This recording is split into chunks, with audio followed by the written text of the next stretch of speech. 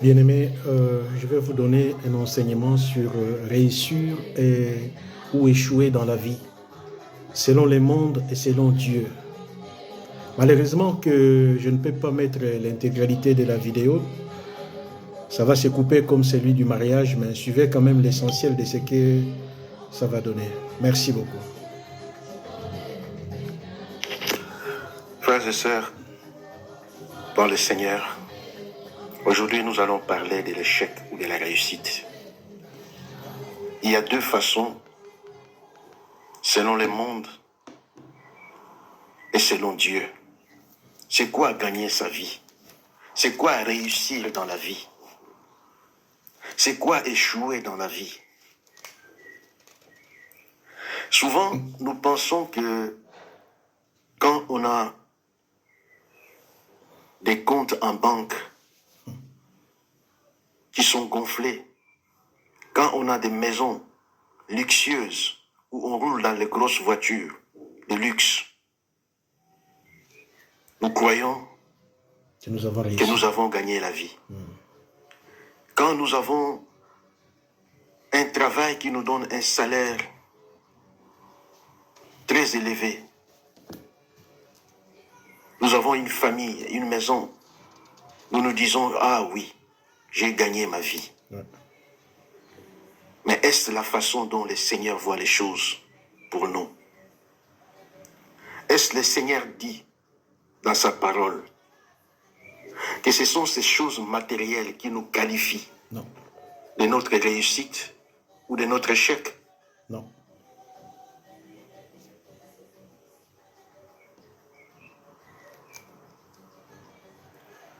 L'apôtre Paul dit à Timothée, dans 2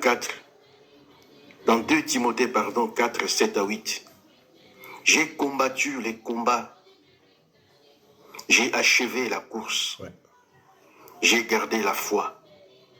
Désormais, la couronne de la justice m'est réservée. » Je me suis souvent aussi posé la question. Comme tout le monde d'ailleurs. J'ai fait la course avec qui dans ce monde? Cette course avec qui? Est-ce la mission que Dieu m'a envoyée sur la terre? Je me suis souvent posé la question. Quelle est la mission que le Seigneur m'a envoyée dans ce monde? Est-ce de courir derrière l'argent? Vraiment.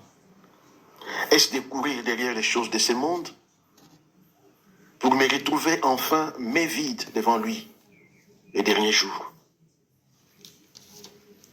Mais Dieu, frères et sœurs, il est fidèle. Il est fidèle en tout et dans toutes choses. Il est fidèle à sa parole. Amen.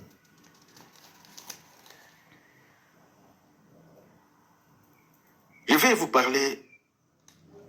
donner un exemple d'un homme très connu dans le monde. Mike Tyson. Le boxeur américain. Un jour, j'étais en train de suivre une émission dans laquelle il discutait avec ses amis. Écoutez, frères et sœurs. Il dit à ses amis, les 3 années de paix que j'ai eu à voir dans ma vie, ce sont les 3 ans que j'ai passés en prison. Vraiment. Oh! Il dit bien les 3 bonnes années que j'ai eu à passer dans la paix dans ma vie, ce sont les 3 années que j'ai passées dans la prison. Franchement, comment un homme peut dire ça? Mais ses amis disent, mais Mike, c'est pas vrai ce que tu nous racontes. Tu as gagné des combats, des millions de dollars. Comment est-ce que tu peux dire que les 3 ans que tu as passés en prison sont les 3 bonnes années de ta vie? Incroyable. Et Mike répondit, bien-aimé, suivez. Et Mike leur dit, Dieu peut tout te donner dans la vie, bien-aimé. Tout. Tu peux tout avoir. Il peut te donner tout ce que tu désires dans la vie. Mais il t'enlève la paix, la joie. Alors, à quoi te sert tout ton argent si tu n'as pas la paix? tu n'as pas la joie. Il dit, j'ai des millions, c'est vrai. J'ai fait des grands combats, c'est vrai. Mais est-ce que ces millions me donnent la paix? Est-ce que ces millions me donnent la joie? Des fois même, j'ai envie de prendre ces millions, de donner à tous ceux qui en à manquent. toutes ces personnes qui sont dans les manques. Et la parole nous rappelle aussi, la parole nous dit, à quoi sert de gagner le monde et de perdre ton âme? Marc 8, 36. Ouais. Bien-aimés dans le Seigneur, gagner la vie dans ce monde, ce n'est pas ce que Dieu entend de nous. C'est vrai, il nous demande que notre âme puisse prospérer à tout égard. Dieu ne nous veut pas pauvres. Non, il n'est pas Dieu pauvre. ne nous veut pas misérables. Parce que lui-même, il est mort pour que nous soyons. Il est le créateur de tout ce que nous voyons autour de nous. Ouais. Il veut que nous puissions vivre en paix. Il veut que nous puissions vivre dans la joie. Ouais. Mais que cette paix soit durable. Que cette joie soit durable. Et la paix ne vient qu'en marchant dans l'obéissance de la parole de Dieu. Amen. Et la paix ne vient que quand on réalise la volonté de celui qui nous a envoyés sur la terre. Gloire be to Jesus. Quelle est la volonté? Quelle est, pardon, la volonté de Dieu dans ta vie sur la terre? Combien d'entre nous se posent la question de savoir pourquoi je suis venu dans ce monde? Quelle est la mission de Dieu dans ma vie sur cette terre? Est-ce que je suis venu au monde pour aller au travail, rentrer à la maison, faire des enfants, après mourir? Est-ce que c'est ça la mission que Dieu t'a envoyée sur la terre? Est-ce que c'est ce que Dieu a dit que tu feras sur la terre? C'est la question que moi aussi je me suis posée. Ouais. Je me suis longtemps posé cette question. Jusqu'à ce que le Seigneur réponde. Quelle est la volonté de Dieu dans ma vie?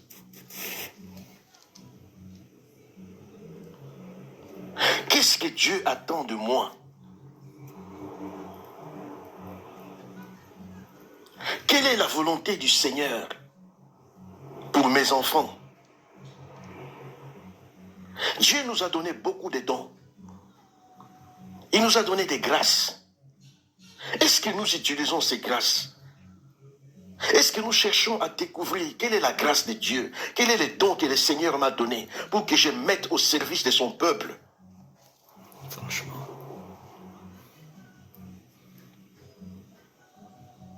C'est la question la plus importante, bien-aimée.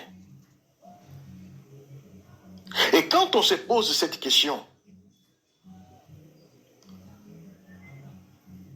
c'est en ces moments que le Seigneur nous répond. Il dit, mon peuple meurt par manque de connaissances. Mon peuple meurt parce qu'il est ignorant.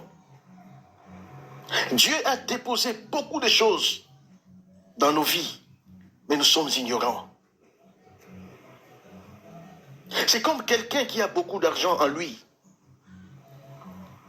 mais qui aille encore quémander l'argent ailleurs.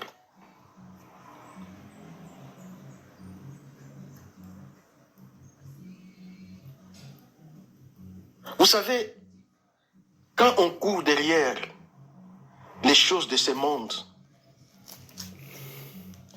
quand on aime beaucoup le monde, on devient ennemi de Dieu.